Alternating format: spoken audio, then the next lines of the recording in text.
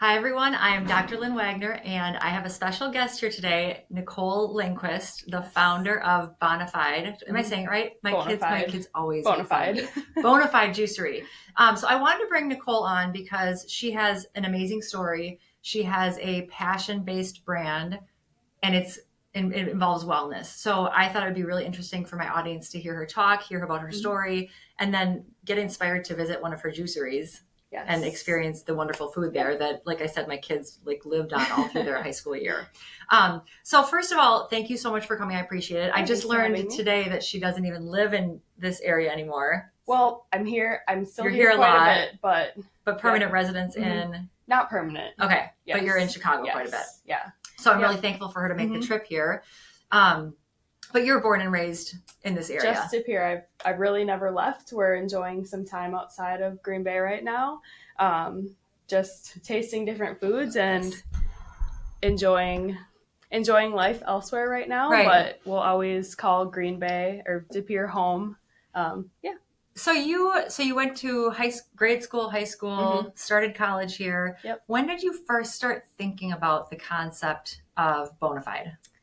I always, even when I was in high school, I would type in my Google Maps, like acai bowl Green Bay or smoothie bowl Green Bay, trying to get a healthy option, something that I didn't know about, but there never was anything. So I kind of just kept making smoothies at home, and that was pretty much it. And were you inspired by other states? I think on your website it says Yeah. something about West Coast Yeah. inspired. Mm-hmm. So have you Everything's traveled to west. California? Yeah, I had traveled to California, but just seeing so much stuff online and what's all out there and just not having the options here, and plenty of people want that here. So definitely making it happen here was a priority. So how old were you when you first started thinking about building the business?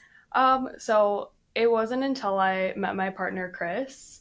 He was kind of more into pushing something forward. He spent a lot more time in California than I had. I was way more familiar with the health scene. He introduced me to kombucha and chaga tea and everything like that. So once we met, it was kind of his plan to do it regardless, but then I came along for the ride. So we've just been partners since. And how many years has it been? It's been 8 years. 8 years. Yes. And you started with your first juice bar in De Pere. Yeah. Mm-hmm. In West De Pere, yes. Correct? Yeah.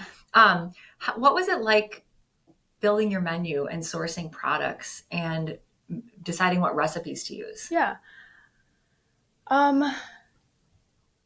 It was different. Just kind of figuring out what people here like. It was more figuring out what people here like versus what we liked. Everything that we liked the best kind of got booted off the menu because no one else liked it. So sourcing wasn't a big deal. We can get everything here that everybody else can get to an extent. But yeah, our menu changes all the time still. We're still evolving. It's been 8 years, but it still feels like we opened yesterday. So yeah, we're still learning. And then how soon after you opened your first place did you start with a second place? Was the second place in Appleton? Yes, Okay. Second place was in Appleton. I actually took a trip to Appleton about, 2 weeks after we opened and signed a lease a few months after we opened. If I were to start over, I don't know if I would have done that again. I was not thinking or prepared or anything and ended up working out, which we're so lucky. Right. But that was definitely interesting to do. Not necessarily craziness or anything, just the risk that it was. If I knew what I know now, knowing how big of a risk it was to do that. Right. Yeah, crazy. And so it was just you and your partner, Chris's name. Yep. And you guys started it from the ground up. Yes. No other help, no other advisors. You guys no advisors, no investors, nothing. We didn't even have Chat GPT back then. Right. Oh, so yeah. And you were, I think, was it during college and you had kind of started this concept and then you were just like, you know what, I just need to go full on entrepreneur? Yeah. So I kind of with Chris was like, well, you should kind of do it and I'll help. And then I ended up pretty much just never going to a class again. But I never wanted to go to college. every single day of high school, I was wondering how I was going to get out of going. So it ended up working out. Right. And Yeah. I would say most entrepreneurs would say that they gained most of their knowledge from their experiences versus the classes they took Oh, yeah. in Oh their my business gosh. classes Yeah. and all that. Mhm. You would agree Yeah, with that? certainly. So you probably have a master's in business, if not higher than that. Probably it is all experience based. However, there are things you learn in school that you cannot learn out on the street. But thankfully, none of that applies to what I do. Right. So, and then you now have 5 locations? Yep, 5 locations. Okay, so you have De Pere, Appleton, Neenah, Bellevue, and Howard. Yes, okay. That's correct. And you said there might be something else coming. Yes. Which is super exciting. Mm-hmm. There will be something coming fall-ish, and we've been working on it for a very long time. Pretty much all of my recipes and work that I've done over the past 8+ years, we're going to be opening something special. And we're partnering with a few local businesses for some more hearty items. So we're very excited to be able to bring that to Green Bay. We definitely need it in Green Bay. Mm-hmm. And I think the demand is finally here. Yes. I would say probably 8 years ago when you first started, it was very much in the infancy. Yeah, that's correct. I pretty much had to convince people to try like bulletproof coffee and try like certain berries and stuff. And now it's just a normal part of their food group. How did you get inspired to eat healthy?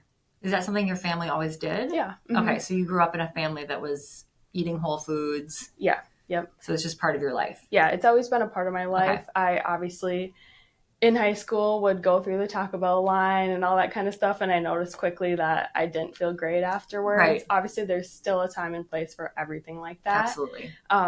But yeah, eating healthy, there's nothing, you never regret eating healthy. So no, I would say it's interesting though, because my family ate very well. Like my parents cooked and but we didn't eat clean. I would say we weren't into the whole foods and vegetables and fruit and obviously not juices. So for me, it was not until my 30s until I really got interested in clean eating. And that was when I was kind of getting into integrative medicine and learning about food and diet and nutrition. And I think that I see that in a lot of my patients where they're just so used to eating a certain way and it's the way their family ate. And then to get that shift to happen can be difficult. Oh, yeah. But, going to a place like Bona Fide where you can actually just get ready-made, clean, whole foods is really nice. Very, very nice.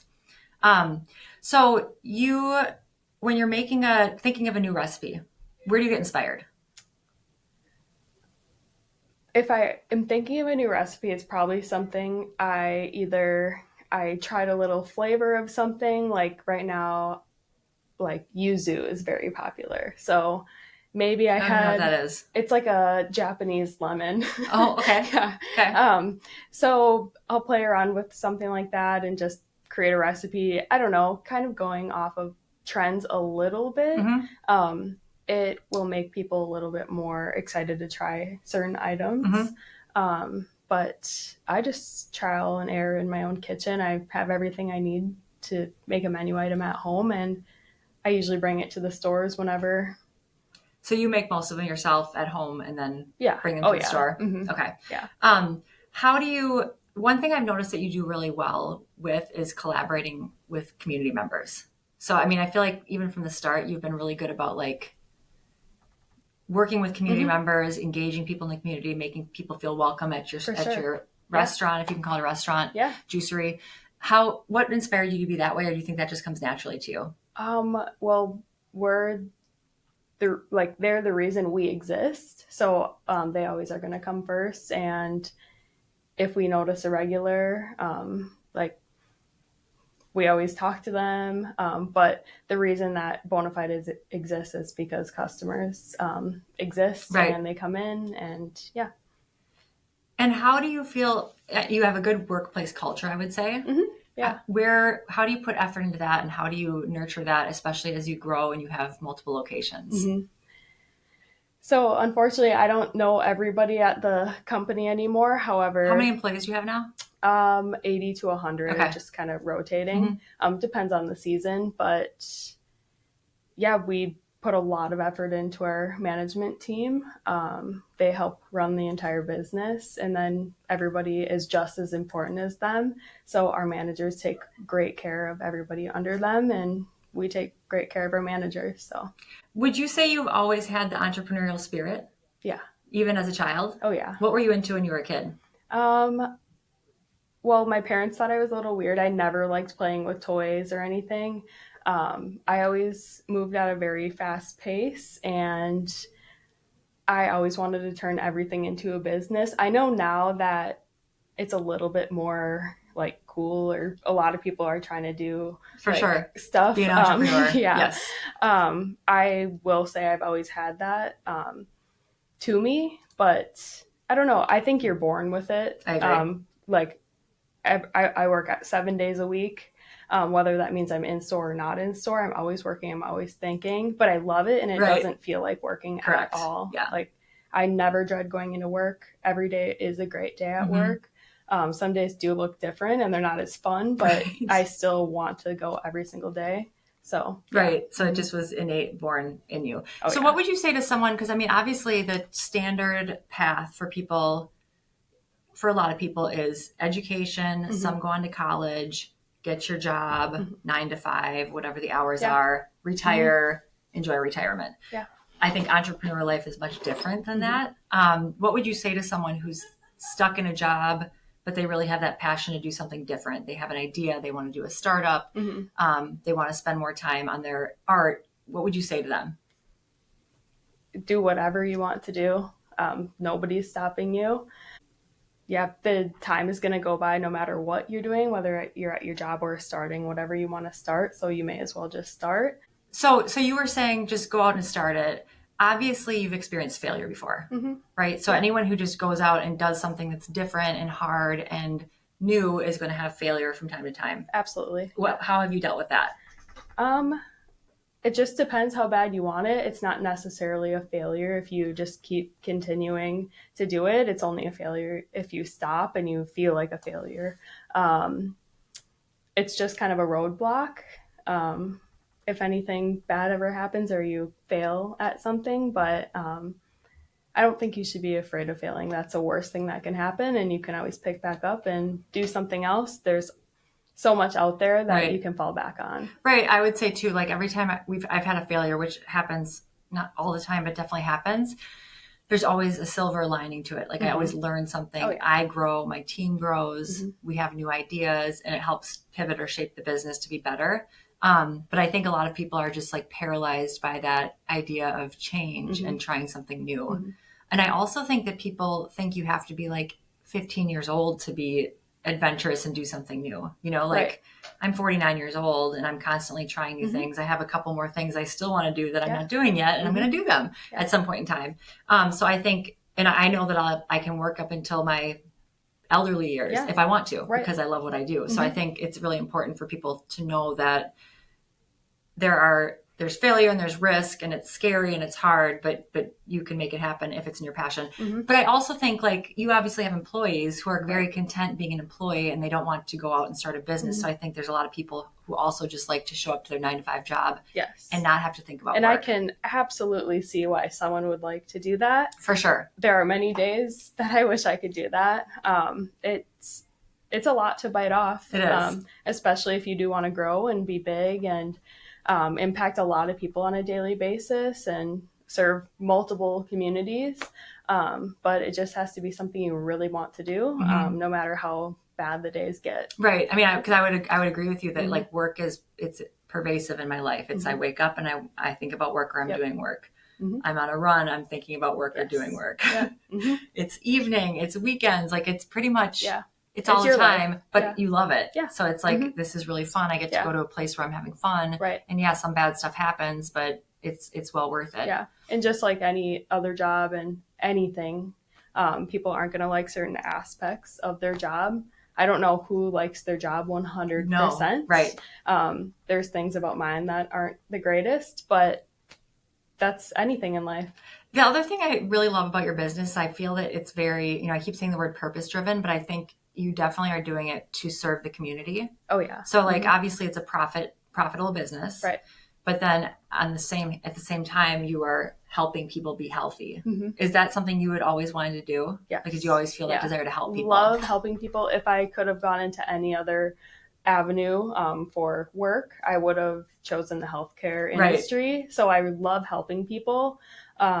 But this was just more up my alley, helping them in ways of, feeding them healthy foods. Yes, I would say my favorite thing to get is one of your bone broths, which I think you told me one time how you make that. Like you source your bones from Sister Bay, right, in Door County, from an organic farm. Yep. Mm-hmm. And then we simmer them for 24 hours in a big pot with tons of herbs, and then fennel, carrots, celery, and yeah, it's pretty amazing. Oh, yeah. So, I mean, I have made bone broth on my own and it was such a pain, but I was like, I really should drink this more. But now I can just drive down the street and get it hot. Yes. Yeah. And it's delicious. And it has flavors like the Thai. There's like a Thai one. Yeah. There's a plain one. So different flavors. And like, it actually can be a meal replacement. Yes. Like I've had it as a meal replacement before because it's so filling. And I also had, I'm trying to think, I either had surgery or something where I needed it to like heal my gut or heal my tissues. And I was like, I am nourishing myself. Yeah. What is your favorite thing on the menu? It depends on the day. I love bone broth. I think I'm going to say smoothies because it's the easiest thing to just quick grab. It can be a meal replacement, snack, whatever you want it to be. So probably smoothies. Okay. But we do have our new exciting location coming, so that might change. That might change. I know. That'll definitely change because right now I think bone broth is my favorite for sure. My children are more bowls and smoothies. Yeah.